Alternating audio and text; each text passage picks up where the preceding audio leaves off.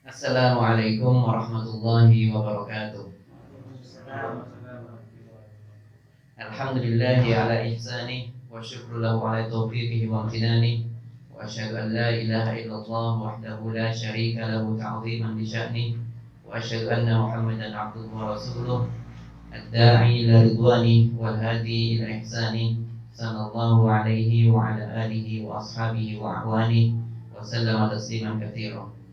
Alhamdulillah rabbil alamin.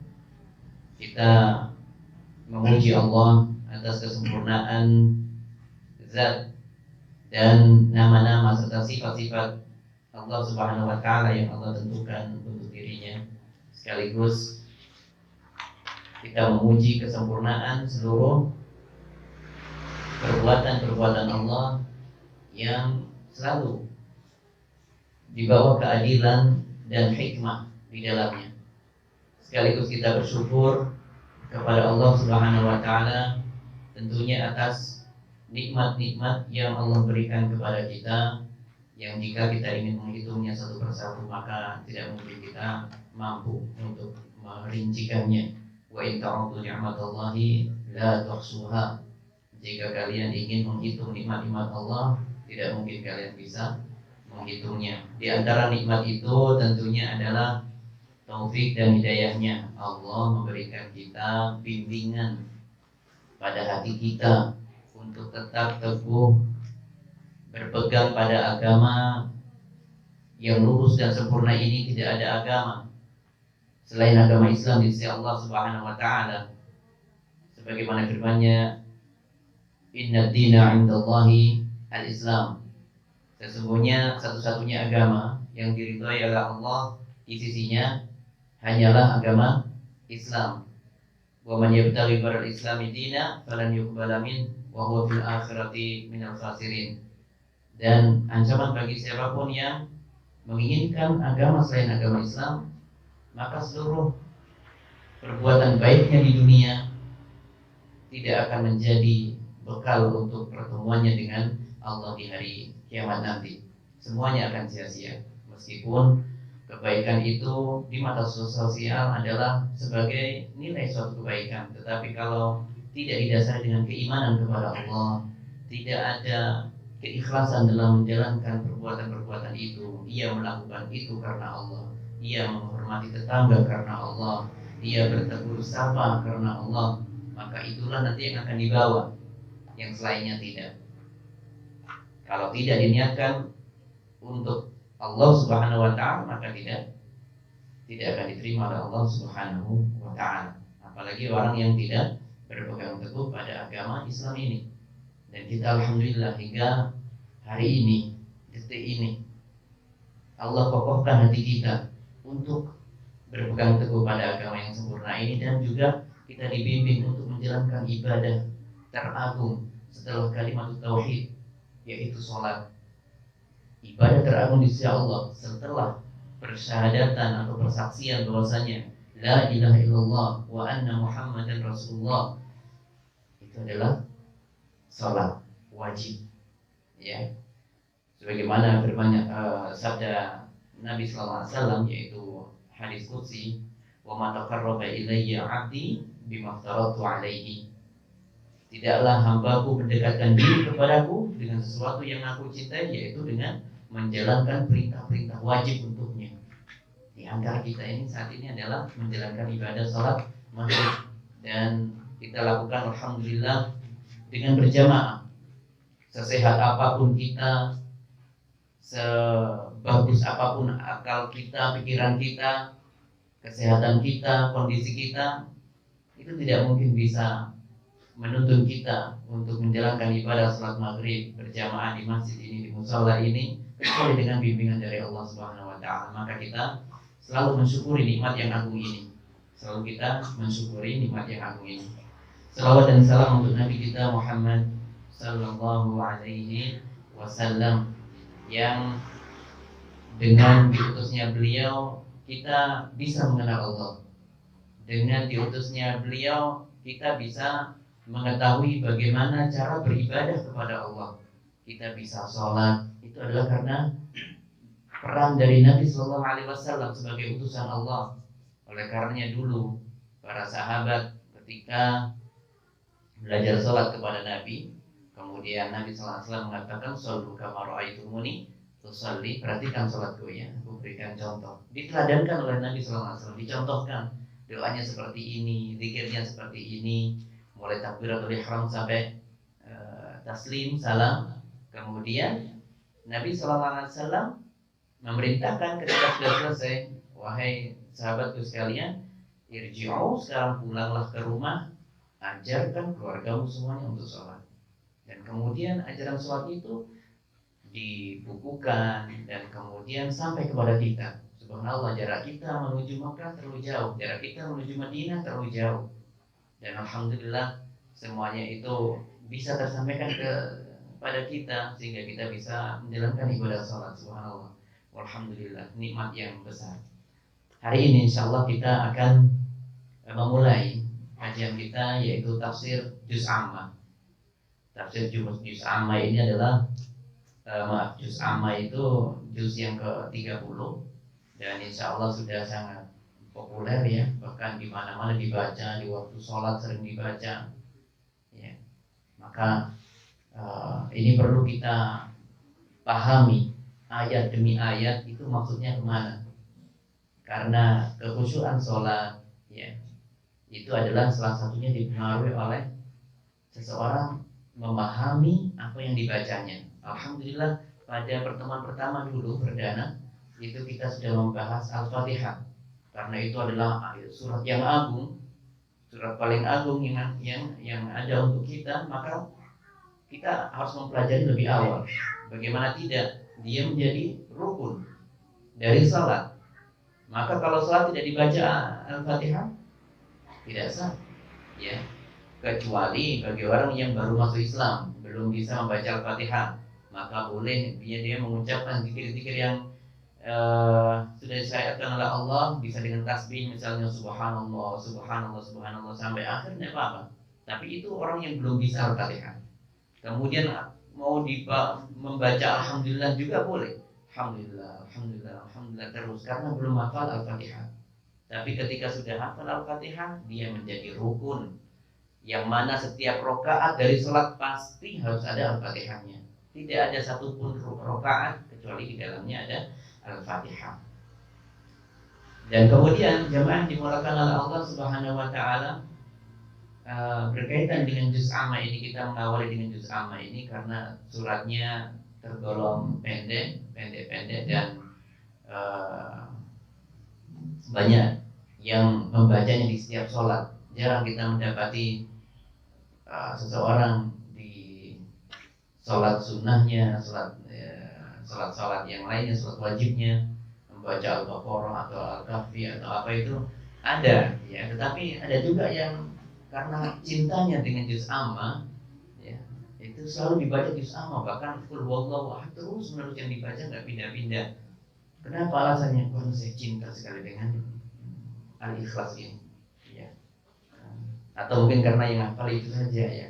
Tapi ala kulli hal itu sudah hal yang baik, dan oleh karena kita akan memulai dari belakang dulu ya. Juz Amma ini tentunya dari urutan terdepannya, yaitu dari An-Naba ini. Insyaallah hari ini kita masuk An-Naba beberapa ayat ya. Kemudian kita tidak bisa tuntas untuk An-Naba, kita harus perlahan-lahan sambil untuk mengetahui artinya. Maka hal yang baik adalah ketika nanti kesini membawa HP atau yang ada terjemahannya mungkin ya, atau membawa Quran yang ada terjemahannya. Nah nanti kita jelaskan apa isi dari setiap ayat itu, arahnya kemana ya. Dan perkara Quran ini adalah perkara yang haruskan untuk kita semuanya menjaganya, untuk membacanya. Membacanya pun harus pelan-pelan ya. Membacanya harus pelan-pelan, diberikan hak setiap panjang pendeknya, setiap hurufnya diberikan hak. Oleh karenanya Allah berfirman, "Auzid 'alaihi warattilil Qur'ana tartila." Warattilil Qur'ana tartila. Baca Al-Qur'an itu dengan tartil, maksudnya dengan perlahan-lahan, berikan hak setiap bacaannya. Alhamdulillahirabbil alamin. Ar-Rahmanir Rahim, Maliki Yaumiddin. Tidak dibaca dalam sekali nafas. Alhamdulillahirrahmanirrahim, Maliki Yaumiddin. Tidak ya. Baca dengan tertil. Perintahnya itu, ya. Perintahnya itu. Ya, kemudian Al-Quran juga di dalamnya terkandung keberkahan yang kita diminta untuk memahaminya. Setelah kita diminta untuk membacanya dengan tartil, maka datang berikutnya haknya Al-Quran adalah untuk dipahami, ya, dipahami. Jadi ini kita bicara tentang hak Al-Quran lagi. Hak Al-Quran yang pertama tadi apa? Dibaca dengan tartil. Apa bunyi ayatnya tadi? Warattilil Qur'ana tartila. Ya. Itu hak Al-Quran yang pertama. Karena nanti Al-Quran menuntut kita. Ya, Al-Quran bisa menjadi pembela kita di hari kiamat nanti, memberi syafaat untuk kita, atau justru ia akan menjatuhkan kita pada nerakanya. Wala'iyatubillah. Kita memohon dari Allah agar dijauhkan dari itu, sehingga kita selalu butuh bimbingan dari Allah untuk selalu lekat dengan Al-Quran. Allah Subhanahu wa taala berfirman, "Kitabun anzalna ilaika Kitabun anzalnahu ilaika mubarakun liyadabbaru ayatihi waliyatadakkaru ulul albab." Ya. Kitab ini, Al-Quran ini kami turunkan ia kepadamu wahai Muhammad, ya, penuh dengan keberkahan agar mereka semuanya memahami ayat-ayat di dalamnya, ya, dan agar orang-orang yang berakal itu selalu memikirkan tentang Al-Quran, berusaha untuk memahaminya. Oleh karenanya orang-orang salaf terdahulu pernah mengatakan, nuzilal Qur'anu liyu'mala bi fattakhidhu tilawatahu amalan. Al-Quran itu diturunkan untuk diamalkan, maka baca Al-Quran itu lalu amalkan. Berarti tiga. Haknya Al-Quran itu ada tiga. Yang pertama tadi membaca dengan tartil, kemudian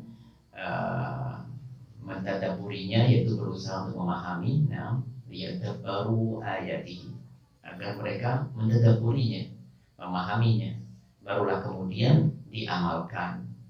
Maka inilah nanti ketika sudah ditunaikan seperti ini dan di bawah keikhlasan, maka Al-Quran nanti akan menjadi memberi syafaat. Ada dua hal yang memberi syafaat di hari kiamat nanti. As-siyam wal Quran yashfa'an yaumil qiyamah, kata Nabi sallallahu alaihi wasallam.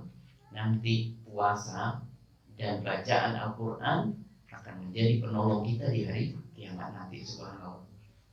Maka cara yang harus kita lakukan tentunya adalah dengan membacanya. Itu sudah poin bagus, ya. Yang sudah biasa membacanya, maka sekarang berusaha untuk memahaminya. Dan sudah untuk memahaminya, baru diamalkan. Itu adalah hal yang hak berkaitan dengan hak-hak Al-Quran. Nah, di dalam juz amma ini, ya, berisi tentang perkara-perkara gaib, perkara-perkara tentang hari kebangkitan, perkara tentang hari kiamat, ya, perkara hari pembalasan. Itu semuanya dibahas di juz amma ini. Maka ini perlu kita mempelajarinya, karena itulah nantinya bisa mendorong kita untuk bersemangat dalam beribadah. Bukankah di dalam surat Al-Baqarah itu disebutkan penekanannya luar biasa, permasalahan yang gaib dan permasalahan akhirat itu harus selalu diingat-ingat.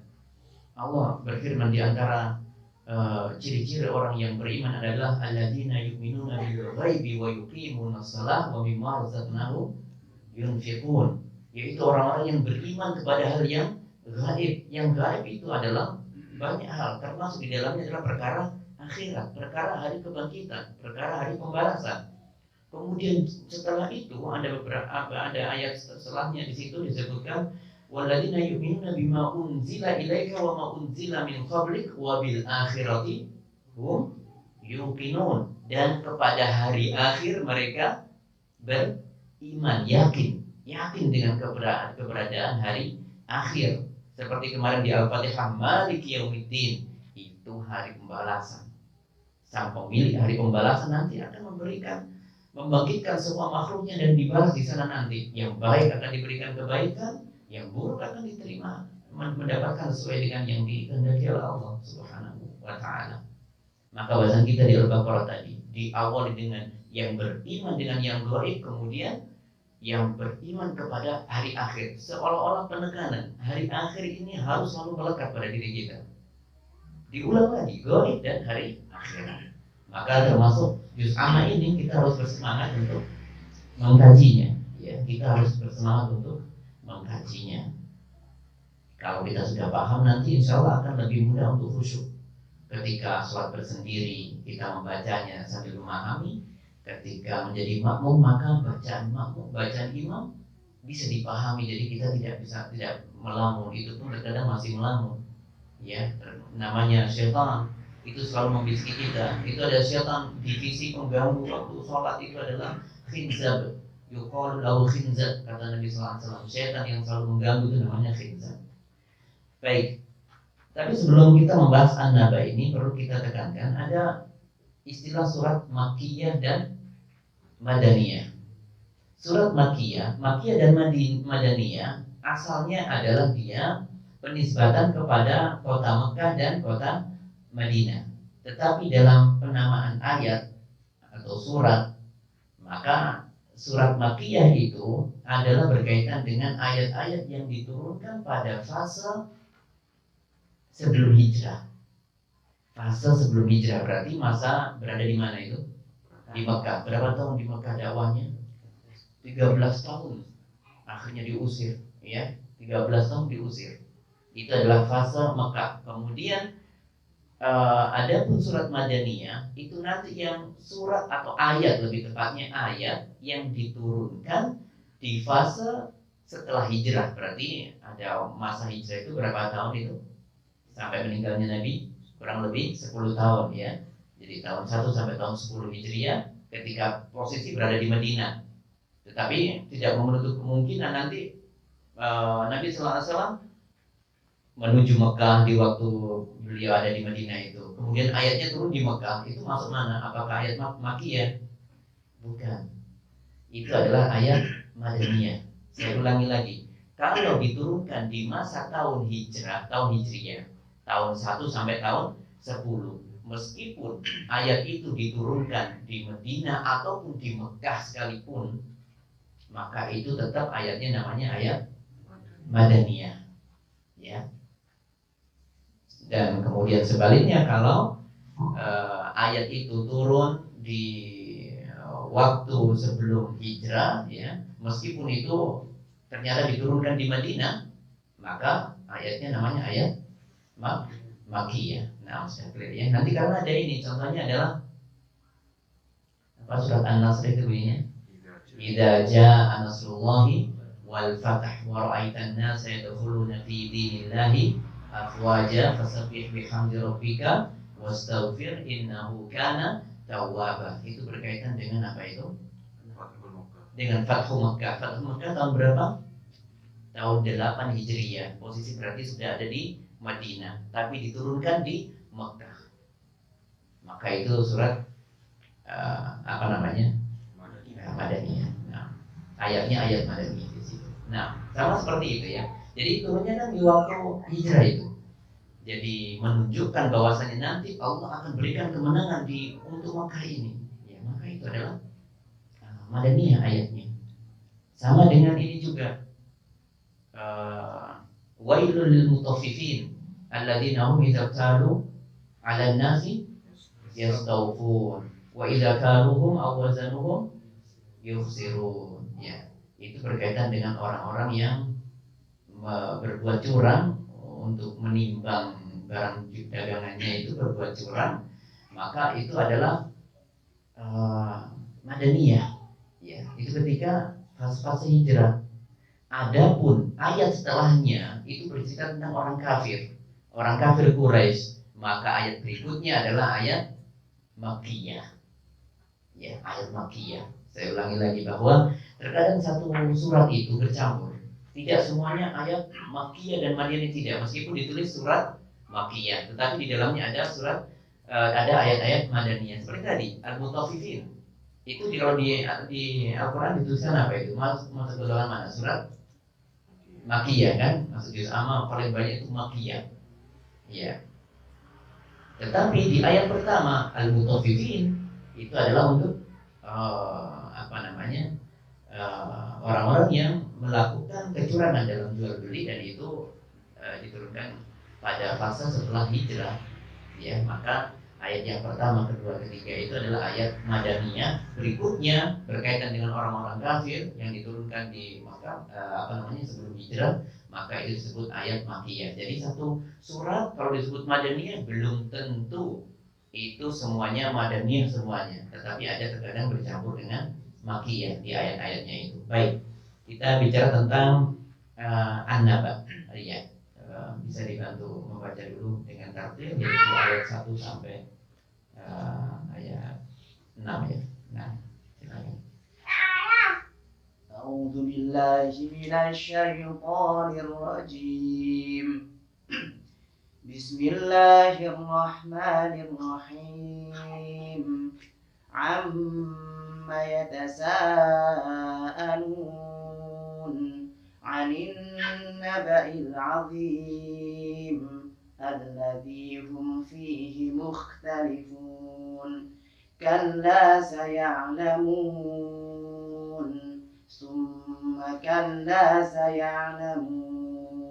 Baik, cukup. Nah, maaf sampai ayat 5 aja ya. Jadi kalau membaca Al-Quran nanti memahaminya itu ada seperti satu paragraf gitu ya. Ini kita baca 5 ayat pertama ini berarti satu hal ini yang dibahas. Perkara satu hal. Nanti yang ayat berikutnya, nanti beberapa ayat berikutnya ada paragraf berikutnya itu beda topik. Ya, biasanya ganti ke tema yang lainnya. Baik, kita bicara dulu tentang amma yatasaalun. Amma yatasaalun artinya adalah tentang apakah mereka saling bertanya-tanya. Nah, amma yatasaalun. Amma yatasaalun. Tentang apa mereka saling bertanya-tanya? Anin naba'il azim, ya. Anin naba'il azim, tentang berita yang besar. Tentang berita yang besar. Baik, cukup sampai di sini dulu. Amma yatasaalun tadi artinya apa? Tentang apa? Mereka saling bertanya-tanya. Anin naba'il azim, tentang berita yang besar. Di situ disebutkan mereka saling bertanya-tanya. Siapa yang saling bertanya-tanya itu? Maka itu adalah kembali kepada orang kafir Quraisy, yaitu orang musyrikin Quraisy. Berarti ini kita bicara ketika Nabi SAW masih berada di Mekah. Nah, berbicara tentang orang-orang kafir Quraisy, ya. Mereka itu bertanya-tanya tentang berita yang besar. Apa yang berita besar itu? Ada 3 hal yang mereka ingkari. Jemaah dimulakan oleh Allah. Orang Quraisy yang disebut dengan musyrikin Quraisy, apakah mereka itu mengenal Allah atau tidak? Mereka mengenal Allah. Mereka bukan tidak beragama. Mereka bukan sekedar penyembah berhala, bukan. Tapi mereka menyembah Allah dan menyembah berhala. Orang-orang Quraisy itu adalah turunan Nabi Ismail. Turunan Nabi Ismail. Dulu Ismail waktu kecil bersama ummunya, bersama ummu siapa itu? Hajar. Ya, itu ditinggal di Mekah saat itu. Kemudian singkat cerita, ketika air itu keluar, air yang dikenal dengan air Zam-Zam itu, sumber airnya itu keluar dan ganti. Kemudian ada orang menjadi sumber mata air di situ, asalnya gersang sekali. Kemudian banyak orang dari Yaman saat itu, orang Arab asli Yaman itu datang ke situ dan ingin meminta izin untuk bisa memanfaatkan air itu dan membuat pemukiman di situ. Singkat cerita, mereka akhirnya membuat sebuah kumpulan perkampungan. Sedangkan Ismail ini putranya siapa? Ibrahim alaihissalam. Ibrahim alaihissalam orang Arab atau bukan? Bukan. Orang mana? Babilonia, daerah Irak. Bukan Arab. Berarti bukan penduduk Arab ya. Bukan penduduk Arab. Nah, sama dengan Ismail. Ismail bukan orang Arab. Kemudian Ibrahim. Kemudian ketika menikah dengan orang Arab asli di situ, maka terjadi percampuran. Muncullah satu genre, satu jenis orang Arab namanya Arab al-Musta'rabah, Arab campuran. Ya, Arab campuran. Itu adalah Ismail bersama setelah menikah dengan orang Arab itu, ya. Kemudian berturun temurun sampai kemudian menjadi sekelompok orang kafir Quraisy, ya, orang Quraisy semuanya itu adalah turunan Nabi Ismail, termasuk Abu Jahal, Abu Lahab, ya, Al-Walid bin Mughirah, musuh-musuh semuanya ini, musuh-musuh Islam semuanya ini. Mereka orang Quraisy. Turunannya siapa mereka? Nabi Ismail alaihissalam. Ini ada faedah baru tentunya. Meskipun dia turunan Nabi, kalau petunjuk tidak datang padanya, dia tidak mungkin mendapatkan petunjuk. Ya, maka siapapun mau turunannya Nabi, kurang apa itu keturunannya? Nabi Ismail di situ turun temurun, makanya dianggap itu adalah keturunan Ismail yang ada di Mekah itu semuanya orang-orang Quraisy itu adalah keturunan Ismail. Sehingga maksud saya adalah di sini, ketika Ismail itu mendirikan Ka'bah bersama Ibrahim alaihissalam, saling membantu mendirikan Ka'bah. Kemudian orang-orang yang ada di sekitar Mekah itu bangga tidak merawat Ka'bah ini sebagai tempat beribadah. Sangat bangga. Bagaimana tidak? Ismail mengajarkan tauhid. Ya, Ismail mengajarkan tauhid. Bahkan mengajarkan keluarganya untuk sholat dan zakat. Seperti dalam surat Al-Wazkur fil kitab Ismail innahu kana sadiqal wa'di wa kana rasulan nabiyya, ya, wa kana ya'muru ahlahu bis salati waz zakati wa kana 'inda rabbih mardiyya. Nabi Ismail itu orang yang sangat gemar sekali mengajarkan keluarganya sholat untuk menunaikan zakat, sehingga sholat itu sudah ada sejak nabi-nabi sebelumnya. Karena kita sama, agama kita sama, semuanya agama Islam, agama yang dibawa para nabi semuanya sama. Oleh karena Nabi SAW menyebutkan al-anbiya ikhwah li'allat, ya, seluruh nabi itu hakikatnya bersaudara, satu ayah tetapi beda ibu, seperti itu, ya. Maka ajarannya sama. Isa mengajarkan sholat, Ismail mengajarkan sholat, semua para nabi mengajarkan sholat. Tapi bahasan kita di sini adalah ketika seiring perkembangan zaman, mulailah orang-orang menyelisih apa yang dibawa oleh nenek moyang yang terdahulu. Nabi Ismail tidak pernah mengajarkan untuk menyembah berhala, tidak pernah. Tetapi orang-orang dalam perjalanan mereka akhirnya mengagungkan berhala-berhala di sekitar Ka'bah. Bahkan ada sekitar 300-an berhala di sekitar Ka'bah. Mereka menyembah Allah tetapi juga menyembah berhala itu, ya. Jadi yang kita bicarakan saat ini adalah bicara tentang orang-orang Quraisy, ya. Orang-orang Quraisy yang itu semuanya adalah aslinya keturunan dari Nabi Ismail alaihissalam, ya. Berikutnya adalah berkaitan dengan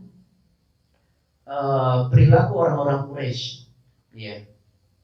Jadi yang membuat Allah murka kepada mereka itu adalah bukan karena mereka dicintai karena menyembah Allah, tetapi karena sudah melakukan perubahan.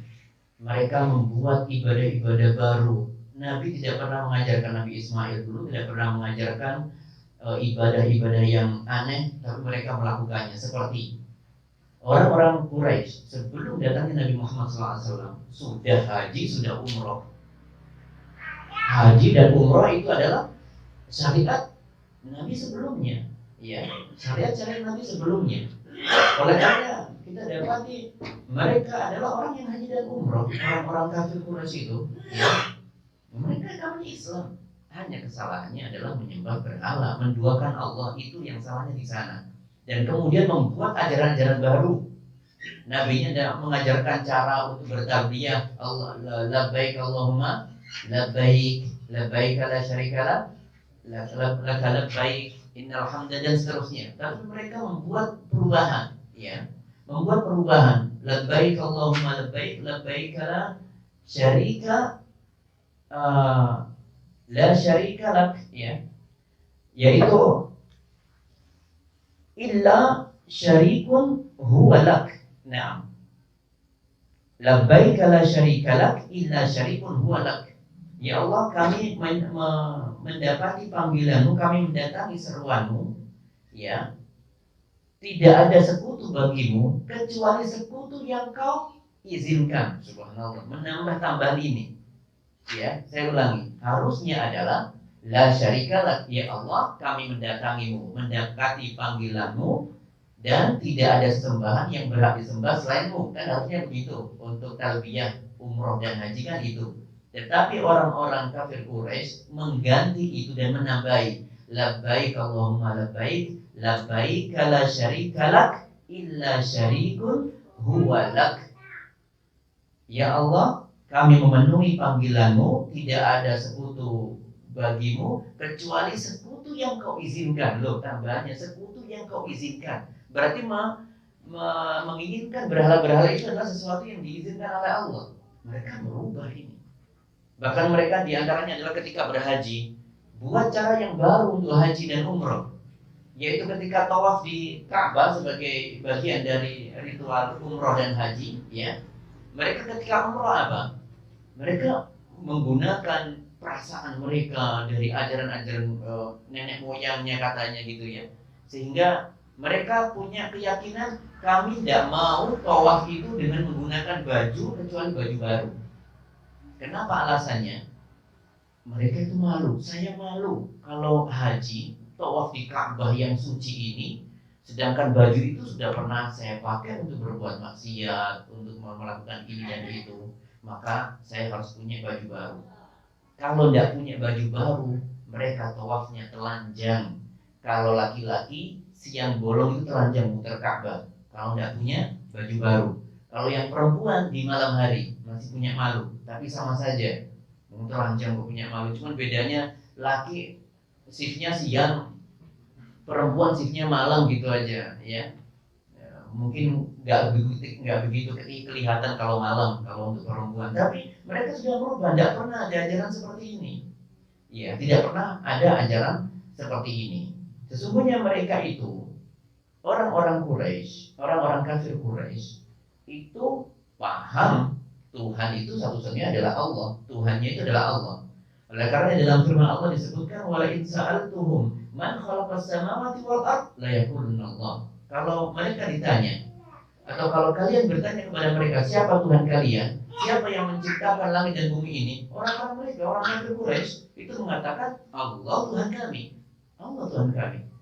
Dan di dalam ayat yang lain disebutkan wala in sa'altum man khalaqas samawati wal ard wa sakhkhara asy-syamsa wal qamara la yaquluna Allah. Kalau ditanya kepada mereka, siapa Tuhan yang menciptakan langit dan bumi ini? Ya. Siapa yang kemudian menggerakkan matahari dan bulan beredar pada orbitnya? Siapa yang melakukan itu? Allah. Mereka tahu itu sembahnya Allah. Ya. Tetapi kesalahan mereka adalah satu, yaitu menambah atau mensekutukan Allah dalam persembahan. Menyembah kepada Allah iya, kemudian di satu sisi menyembah kepada berhala. Sama juga dengan orang-orang yang menyembah, misalnya beribadah di kuburan, menyembah ahli mayit, orang yang sudah meninggal. Itu bukan hal yang dibolehkan oleh Allah. Itu hal yang terlarang, tidak boleh. Minta kepada orang yang ada di dalam kuburan, minta kepada Nabi Muhammad SAW tidak boleh. Sebaik-baik manusia di muka bumi ini yang pernah ada adalah Nabi kita Muhammad Sallallahu Alaihi Wasallam. Nabi terbaik di antara semua nabi adalah Nabi kita Muhammad Sallallahu Alaihi Wasallam.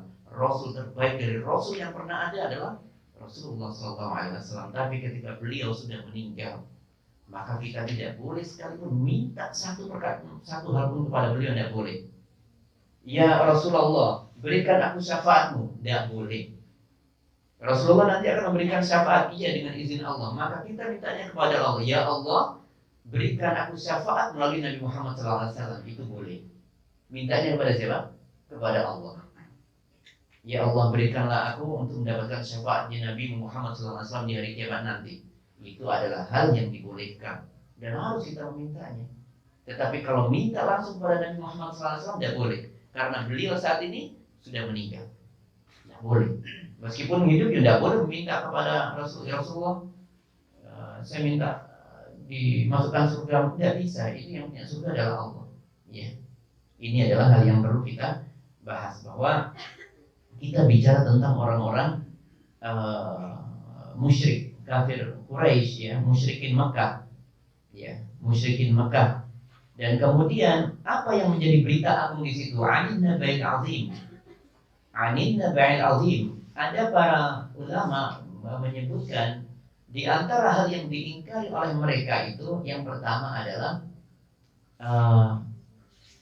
Rasulullah SAW itu sendiri diingkari oleh mereka. Mereka tidak percaya dan beriman dengan Rasulullah SAW sebagai utusannya Allah. Mereka tidak mengimani itu. Kemudian yang berikutnya adalah berkaitan tentang hari kiamat, dan ini yang lebih dekat karena nanti kita bicara di ayat ini, di surat An-Naba ini berkaitan dengan hari kiamat. Maka An-Naba Al-Azim, berita yang besar di sini, ini maksudnya adalah tentang hari kiamat. Dan ini sangat mereka ingkari.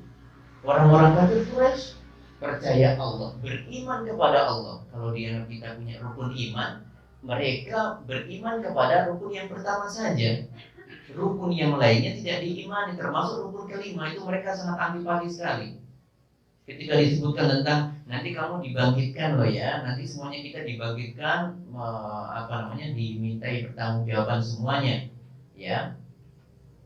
Wala taqfu ma laysa laka bihi ilm, inna sam'a wal basara wal fuada kullu ulaika kana anhu mas'ula.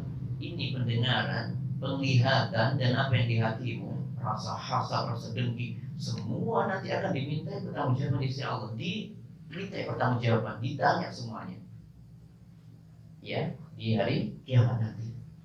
Dan ini mereka mengingkari.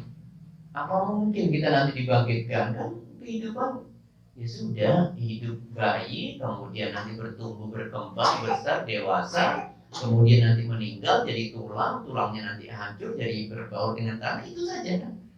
Itu yang mereka yakini seperti itu. Kenapa mereka melakukan seperti itu? Mereka takut dengan pembalasan itu karena syahwat dari diri mereka. Syahwat dari diri mereka yang tidak mau berpaling dari apa yang dilarang oleh agama Islam. Orang Quraisy saat itu juga punya kesenangan itu, hobi minum minuman khamar, kemudian mendengarkan biduan-biduan wanita berjoget-joget, seperti itu. Mereka suka sambil minum pesta begitu, ya, seperti yang dilakukan oleh Abu Jahal di waktu Badar. Dia mengatakan, bahkan mereka beriman dengan Allah, bersumpah dengan Allah, wallahi la narji'. Itu kata-kata Abu Jahal saat itu. Waktu di perang Badar itu, sebelum bertemu dengan kaum muslimin, mereka berkata ketika mendengar bahwasanya kaum muslimin ternyata nggak jadi ke Badar, ada sentingan begitu informasi. Maka kemudian lihat Abu Jahal ketika dengan sombongnya mengatakan, wallahi, Abu Jahal dia sumpah dengan nama Allah ya, wallahi demi Allah, la narji', kami tidak akan pulang ke kampung kami sampai kita di Badar 3 hari. Di sana kita pesta, minum minuman keras, masak-masak di sana, makan sepuas-puasnya, kita mengundang biduan-biduan wanita, nyanyi bergoyang-goyang di sini. Kita berpesta dengan itu semuanya 3 hari, subhanallah. Ini semua dilarang oleh agama Islam. Khamar dilarang, ya. Berzina dilarang. Mereka tidak mau itu mengimani agama Islam karena apa? Dianggap agama Islam itu terlalu berat. Kalau sampai mereka mengimani hari kebangkitan, mereka tidak mau dituntut di hari akhir nanti. Karena mereka hobinya adalah gemar minum-minuman keras dan berzina dan seterusnya. Gemar berjudi dan sebagainya, semua riba, semua itu dilarang oleh agama Islam. Makanya mereka tidak mau mengimani hari kebangkitan. Itulah anin naba'il azim, ya. Anin naba'il azim. Makna yang terdekat adalah makna tadi itu, berita besar adalah tentang hari apa namanya tadi? Hari kiamat. Ada tiga pendapat di situ ya. Yang pertama adalah tentang diutusnya Nabi Muhammad SAW. Mereka mengingkari. Kemudian yang kedua adalah tentang Al-Quran sebagai pedoman hidup. Al-Quran sebagai pedoman hidup, ya itu juga mereka ingkari, ya. Dan yang ketiga yang diingkari oleh kaum musyrikin adalah ini, yaitu tentang hari kebangkitan. Adapun di surat ini yang lebih dekat dari tiga ini adalah masalah hari kiamat, hari kebangkitan yang mereka ingkari itu. Oleh karena di sini mereka selalu bertanya-tanya, itu berundel itu sama satu dengan yang lainnya. Ini siapa Tuhan Muhammad ini? Kok berani-beraninya ngomong seperti ini? Betulkah itu nanti kita dibangkitkan? Seperti itu. Jadi mereka tidak terima dengan adanya hari kebangkitan itu. Orang-orang Quraisy itu, orang-orang kafir Quraisy tidak beriman dengan hal itu. Keberatan intinya, ya keberatan. Sekali lagi, orang kafir Quraisy bukan ateis. Mereka bukan orang yang tidak beragama. Mereka menyembah Allah, iya menyembah Allah. Tapi salahnya adalah menduakan Allah. Intinya itu, ya, meminta sesuatu kepada selain Allah. Itu semuanya permasalahannya adalah di aspek ini, ya. Itu yang menjadi permasalahan karena Allah tidak ridho, ya. Allah tidak ridho. Innallaha la yaghfiru an yushraka bihi wa yaghfiru ma duna dzalika liman yasha. Ya, sesungguhnya Allah tidak akan mengampuni orang yang menyekutukan Allah, dan akan mengampuni sampai dia bertobat dengan tobat nasuha. Tetapi Allah mengampuni dosa-dosa selain syirik, ya. Selain kesyirikan, selain menduakan Allah, ya.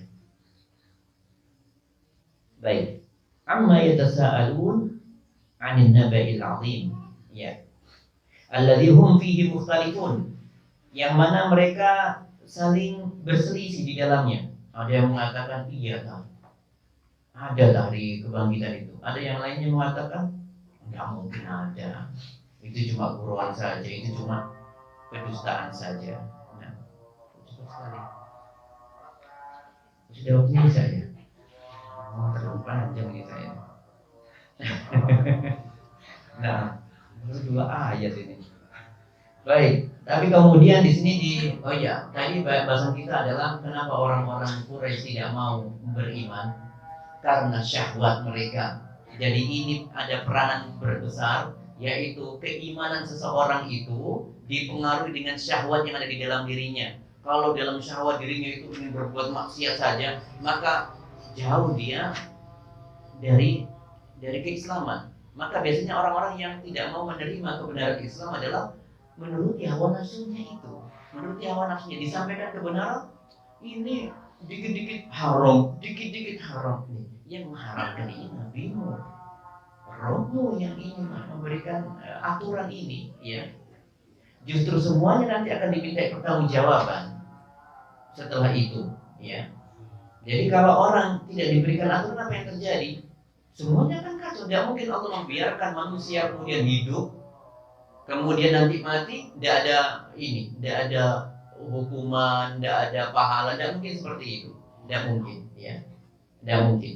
Seperti halnya kalau tidak ada aturan, apa yang terjadi? Orang nanti mudah nanti berzina sana sini, merampok sana sini, mencuri sana sini, tidak ada rasa takut sama sekali dengan aturan-aturan yang dibuat oleh Allah, ya, karena mereka merasa hidup bebas. Sama dengan di sebuah pemerintahan misalnya, di negara kita misalnya. Kan kita punya aturan-aturan. Kalau tidak pakai helm nanti seperti ini. Kalau melakukan mencuri misalnya nanti dihukum misalnya penjara sekian misalnya. Ada hukumannya. Bernegara saja ada, apalagi kehidupan kita.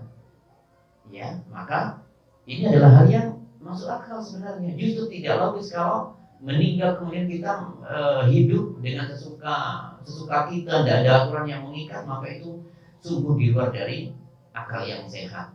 Nah, itu sungguh di luar akal yang sehat. Alladzina hum fihi mukhtalifun. Kalla saya'lamun. Mereka semuanya memiliki keraguan di dalamnya. Mereka merasakan dalam dirinya tidak yakin, tidak ada keyakinan dalam dirinya bahwa itu adalah perkara yang benar. Maka Allah mengatakan kalla saya'lamun. Ya. Tidaklah demikian. Mereka nanti pasti akan mengetahuinya, yaitu ketika sudah disingkapkan perkara yang gaib, yaitu ketika mereka sudah meninggal. Sebagaimana Fir'aun ketika apa namanya, ketika sudah tenggelam, sudah ajal sudah ada di dalam nafas ini sudah terengah-engah, sudah roh sudah ada di kerongkongan, maka dia baru mengatakan sekarang saya beriman dengan Tuhan yang Bani Israel dan sekarang saya Islam. Kata Fir'aun ketika tenggelam, tapi sudah tidak berfungsi, tidak bermanfaat karena sudah ditampakkan hal yang gaib. Dia sudah melihat malaikat yang mau mencabut, itu sudah melihat. Tidak bisa sudah. Kalau sudah di kerongkongan, tidak bisa orang mau bertobat, tidak bisa. Kecuali ketika masih dalam keadaan sakit keras misalnya, tetapi belum sampai nazar, maka itu masih bisa melakukan pertobatan kepada Allah. Astagfirullahaladzim. Atau mengatakan kalimat terindah yaitu la ilaha illallah. Sekali saja sudah cukup itu. Itu adalah hal yang bagus. Tapi bahasan kita adalah di sini, mereka nanti akan baru menyadari kalau sudah mereka mati. Ya, seperti yang Fir'aun saat ini rasakan. An-naru yu'raduna 'alayya ghuduwan wa 'ashiyya. Saat ini Fir'aun dalam kubur, mulai meninggal, mulai matinya dulu, ya, sampai sekarang itu ditampakkan untuknya api neraka terus panas membara di dalam alam kuburnya. Nanti sampai hari kiamat nanti tidak tahu kapan, berapa ribu tahun lagi, berapa juta tahun, kita tidak tahu. Itu yang dialami oleh Fir'aun, dan Fir'aun baru beriman di situ. Ya, baru beriman mulai tadi waktu di ajal ketika sudah ada di kerongkongan rohnya, ya, itu baru beriman. Karena saya alamun, nanti mereka akan memahaminya, mereka akan mengetahuinya. Summa kalla saya alamun, kata Allah. Sekali lagi, orang-orang yang tidak beriman dengan ini semuanya, nanti suatu saat di hari kiamat pasti baru menyadari. Barulah mereka mengatakan, ya laitani kuntu turoba, andaikan saja aku ini debu yang tidak berguna saja, daripada aku hidup dikasihkan taklif seperti ini dan aku mendapatkan siksa. Mereka saat itu sudah siap-siap mendapatkan siksa. Oleh karenanya mereka beranggap meminta kepada Allah, andai saja aku ini debu. Kalau debu kan tidak dihukum toh. Yang dihukum adalah siapa yang mendapatkan pahala dan siksa itu siapa? Jin dan manusia. Al-mukallaf, orang yang dibebani agama oleh Allah, yaitu jin dan manusia. Dan itu pun masih ada syarat-syarat. Misalnya mereka yang sudah tidak anak-anak lagi, yaitu sudah masa baligh, ya. Baligh itu sudah taklif. Kalau masih anak-anak, masih belum baligh, maka belum mendapatkan beban syariat. Kalau dia melakukan, dia mendapatkan pahala. Kalau tidak, maka tidak mengapa, tidak ada siksa. Tapi kalau sudah baligh, meninggalkan satu sholat, jangan sampai, dosanya besar, ya, dosanya besar. Nah itu termasuk juga orang yang akalnya masih sehat. Manusia selama masih ingat Tuhannya, ingat waktu sholat, ingat doa-doa sholat, meskipun dia dalam keadaan misalnya tidak bisa bergerak, usianya sudah tua, ada di ranjang terus, tidak bisa kemana-mana, otak masih bisa berdoa, berzikir, maka sholat masih wajib sampai dia, masih dibebankan syariat sampai akalnya sudah tidak nyambung atau sampai ajal sudah mendatanginya. Jadi inilah kaum muslimin, bebannya itu adalah sampai ajal menjemput. Maka semoga Allah berikan kita bimbingan sampai nanti ajal menjemput kita. Amin ya rabbal alamin. Ya. Jangan sampai kita terlepas dari keimanan, perkara yang besar. Itu perkara yang besar. Ini perkara yang sangat-sangat mahal sekali. Baik, ternyata hanya 5 ayat. Ya, qadarullah. Satu paragraf lagi belum. Satu paragraf nanti tentang kenikmatan, insya Allah, tentang kenikmatan yang Allah berikan kepada segenap manusia, segenap penduduk bumi. Itu mengingatkan orang-orang kaum Quraisy sebenarnya. Kalian itu loh kok tidak mau beriman toh ya dengan hari kiamat. Ya, padahal nikmat sudah aku berikan sekian banyak. Itu di ayat setelahnya, yaitu ayat berapa tadi? 6 sampai berapa? 17 kalau tidak salah. Berapa tadi? Sampai Jannatin 17 ya, 6 sampai 17 nanti. 6 sampai 17 itu adalah tentang nikmat-nikmat dari Allah. Jadi temanya yang pertama tadi ayat 1 sampai 5 tadi tentang apa? Hari kiamat. Tentang hari kiamat ya. Yang mereka perselisihkan adalah hari kiamat. Yang mereka perbincangkan itu adalah hari kiamat. Ya, tentang hari kiamat. Baik. Saya rasa cukup demikian, sudah waktunya ini mau azan dulu atau mau bertanya sudah ini ya, nanti lain waktu aja ya kalau bertanya ya. Saya minta maaf ternyata tidak cukup waktunya. Baik, cepat sekali waktunya. Baik, setelah ini kita azan dan langsung sholat berjamaah ya, insya Allah begitu ya. Kalau pertanyaan mungkin disimpan dulu, dan untuk berikutnya saya harapkan membawa HP yang ada terjemahannya atau membawa Quran yang terjemahannya, jadi supaya tahu. Tadi adanya amma yatasaalun artinya apa? Tentang apa yang mereka bertanya-tanya. Anin naba'il azim, tentang berita besar. Berita besar itu kemana arahnya tadi? Kepada hari kiamat ya, kepada hari kiamat. Anin naba'il azim. Terus ayatnya alladzi hum fihi mukhtalifun, yang mana mereka berselisih tentangnya. Ada yang ada yang ragu, ada yang ini, ada yang itu ya. Ada tak hari kebangkitan dan sebagainya. Kemudian apa ayat berikutnya, alladzi hum fihi mukhtalifun kalla sayalamun, summa kalla sayalamun. Sekali-kali tidak, mereka nanti akan menyadarinya. Kapan menyadarinya nanti? Di hari akhir, di hari akhirat, ketika mereka mendapatkan siksa, baru mereka sadar di situ. Jadi ini tentang paragraf yang pertama di dalam surat An-Naba. Ya, jadi kita membahasnya memang untuk memudahkan pembahasan, seperti di Al-Baqarah juga demikian. Nanti Al-Baqarah nanti misalnya di beberapa ayat itu tentang sifat-sifat orang yang beriman dulu, 4 ayat. Kemudian tentang sifat-sifat orang kafir ada 2 ayat. Kemudian ada sifat-sifat orang munafik, datang ayat berikutnya ada sekitar 8 ayat atau lebih. Seperti itu. Jadi ada tema-tema. Hari ini kita baru 1. Qadarullah. Ya, semoga yang sedikit ini memberikan kita pencerahan dan kita bisa mengambil faedah di dalamnya ya, dan bisa bermanfaat untuk kita semuanya. Kita tutup dengan kafaratul majlis. Subhanakallahumma wa bihamdika asyhadu an la ilaha illa anta astaghfiruka wa atubu ilaik. Assalamualaikum warahmatullahi wabarakatuh.